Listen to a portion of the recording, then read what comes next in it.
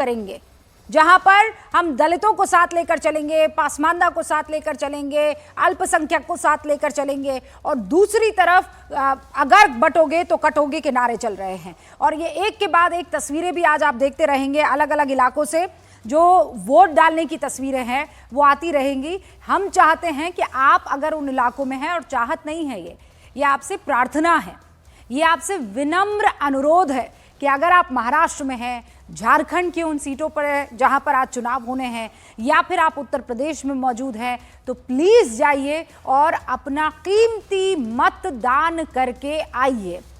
फिलहाल सारे रिपोर्टर्स हमारे साथ मौजूद हैं। हमारे साथ अविनाश भी झारखंड से जुड़ चुके हैं और ये बरहेट से हमारे साथ जुड़े। बरहेट क्यों महत्वपूर्ण है? वो इसलिए महत्वपूर्ण है क्योंकि हेमंत सोरेन वर्सेस गमालिये हेम्ब्रम वहां से चुनाव लड़ रहे हैं, यानी BJP versus JMM, Jharkhand Mukti Morcha, दोनों आमने सामने हैं।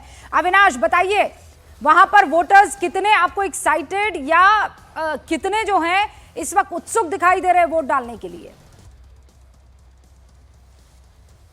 देखिए, बरहेट में जो मतदाता हैं कितने उत्सुक हैं, उनके अंदर कितना उत्साह है, ये सुबह 6 बजे से, मतलब 7 बजे मतदान का समय था, और 6 बजे से ही जब अंधेरा धीरे धीरे खत्म होते हुए उजाला हो रहा था, उस समय से ये जो आप अभी कतार देख रही हैं, यही कतार उस वक्त से मैं लगातार अपडेट कर रहा हूं, और ये भीड़ कम नहीं हो रही है। चाहे वो महिलाओं की बात कर लें या पुरुषों की बात कर लें, आपको शहर के मुकाबले ग्रामीण इलाकों में जो मतदान का जो प्रतिशत है, जो अप्रत्याशित जो लगातार आ रहा है, पहले चरण में भी आपने देखा होगा कि ग्रामीण जो इलाके थे वो शहर को पीछे छोड़कर आगे निकल गए।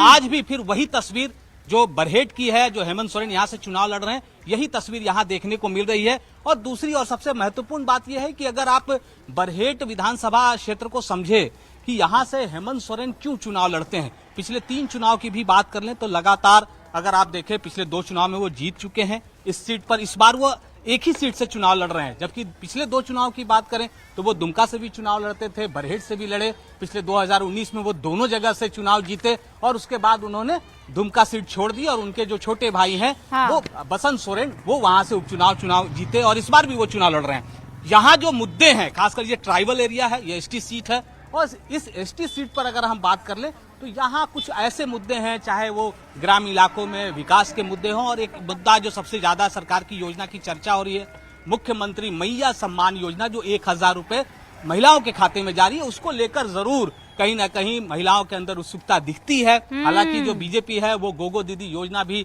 उन्होंने भी घोषणा कर दी, और इसका कितना प्रभाव पड़ेगा ये चुनावी परिणाम के बाद देखना होगा। लेकिन ये अविनाश बिल्कुल वैसा है ना, आदिवासी इलाके हैं, जैसा मध्य प्रदेश में लाडली बहना थी, जैसा महाराष्ट्र में लाडकी बहना है, वैसा ही वहां की सरकार ने झारखंड की महिलाओं को उनके खाते में सीधा ये बेनिफिट पहुंचाया है, और ये बड़ा चैलेंज हो सकता है। जरूर चैलेंज हो सकता है, और इसका एक प्रभाव भी दिखता है। अगर प्रभाव नहीं होता तो जो सामने वाला जो मुख्य दल है, जो बीजेपी है, उसको गोगो दीदी योजना लाने की जरूरत नहीं पड़ती। मैं इसलिए कह रहा हूं कि इस योजना की चर्चा गांव में हो रही है, महिलाओं के अंदर हो रही है, और ऑब्वियसली अगर कोई महिला के खाते में 1000 रुपए जा रहे हैं, आने शुरू हो गए हैं, 4 किस्त आ चुके हैं, और अब सरकार ने कैबिनेट से ये घोषणा भी कर दी, उस पर मुहर भी लगा दी कि दिसंबर से 2500 रुपए आएंगे, तो एक तो ये मुद्दा जरूर है। और खासकर ग्रामीण इलाकों में यही चीज वहां महाराष्ट्र में भी देखने को मिल रही है, और इसीलिए हम कह रहे हैं कि ये चुनाव बहुत ही अलहदा किस्म के चुनाव है। विवेक सिंह साहब भी हमारे साथ जुड़े हुए हैं, जो कि माफ कीजिएगा विवेक सिन्हा साहब, जो कि सीनियर जर्नलिस्ट हैं। विवेक जी, बहुत बहुत स्वागत है आपका। अच्छा, इन चुनावों को आप कितना दिलचस्प मान रहे हैं या कितना बोरिंग मान रहे हैं कि पता है क्या होने वाला है? यही सबसे बहुत अच्छा सवाल है रुबिका, क्योंकि ये दिलचस्प चुनाव, और झारखंड के मद्देनजर तो अब तक के जितने भी चुनाव हुए हैं इसमें सबसे दिलचस्प चुनाव है। इसलिए दिलचस्प है क्योंकि कोई ये कंफर्म नहीं कर सकता है कि किसकी सीट जीतने की ओर है, कौन हारेगा। और अभी तक एग्जिट पोल भी शाम तक आ ही जाएगा, उसमें भी आप देखेंगे कि कोई ये नहीं कह सकता है कि किसी को बहुमत मिल रहा है, क्योंकि जिस हिसाब से वोटिंग हुई, जिस हिसाब से मुद्दे उठाए गए, और खास तौर से बीजेपी ने। पर विवेक जी, ग्राउंड पर 2 सबसे महत्वपूर्ण मुद्दे जो आपने अब तक वोटर्स की नब्ज में टटोल लिए हैं, वो कौन से दो महत्वपूर्ण मुद्दे? क्योंकि देखिए टीवी की हेडलाइंस में, स्टूडियो में हम जो डिस्कस कर रहे हैं वो एक तरफ है, और जो जनता के मन में मुद्दे घर कर गए वो एक तरफ है।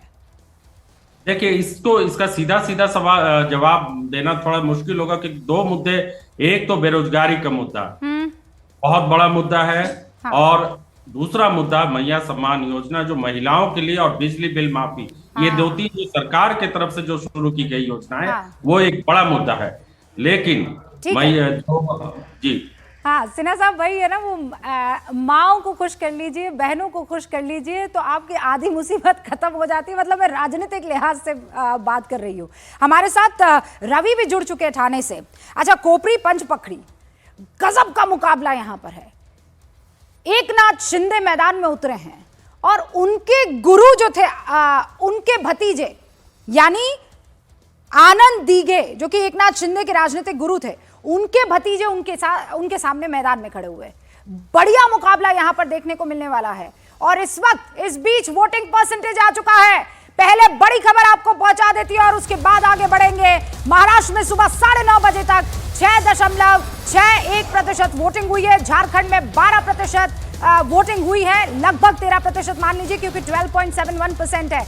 महाराष्ट्र में सुबह 9:30 बजे तक 6.61% वोटिंग, 9:30 बजे तक झारखंड में 12.71% वोटिंग।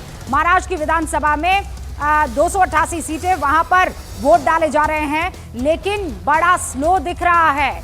मतलब डबल डिजिट भी अब तक महाराष्ट्र क्रॉस नहीं कर पाया है। रवि हमारे साथ जुड़े हुए हैं। रवि, महाराष्ट्र में थोड़ा स्लो चल रहा है मामला। अब तक 6% वोटिंग हुई है, उधर झारखंड में देखिए 12 क्रॉस कर गए हैं।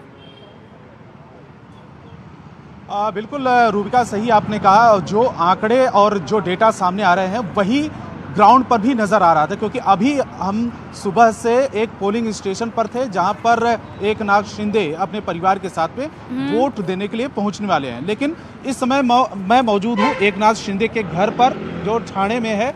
ये उनका घर है और सिक्योरिटी को अलर्ट कर दिया गया है। अब से थोड़ी देर बाद किसी भी वक्त वो यहाँ से अपने परिवार के साथ निकल सकते हैं। यहाँ से 1.5 से 2 किलोमीटर की दूरी पर जो वहाँ पर पोलिंग स्टेशन है, वहाँ पर वोट कास्ट करने के लिए अब से थोड़ी देर बाद में पहुँचेंगे। जो आपने आनंद दीघे और केदार दीघे, उनके भतीजे, क्योंकि केदार दीघे पहली बार चुनावी मैदान में है ठाणे से, इस समय वो अध्यक्ष भी हैं शिवसेना उद्धव गुट के।